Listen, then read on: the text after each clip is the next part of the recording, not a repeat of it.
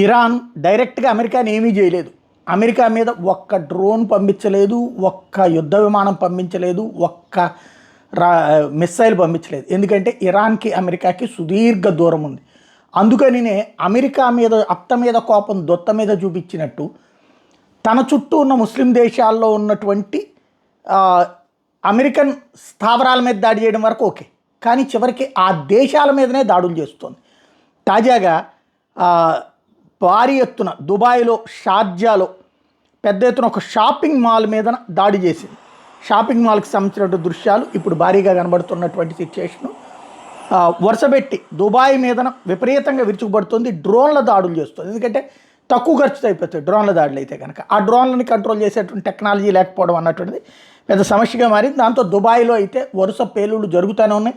ఎప్పుడు ఏ భవనం మీద పేలుతుంది అన్నది తెలియదు. ఇప్పటికే ఎయిర్పోర్ట్ ఆగిపోయింది, స్తంభించిపోయింది, విమానాలు నడవట్లేదు. అట్లాగే బుర్జ్ ఖలీఫా ఖాళీ చేయించారు, అక్కడ జరిగింది. ఇప్పుడు ఇంకా కొత్తగా జరుగుతున్నాయి.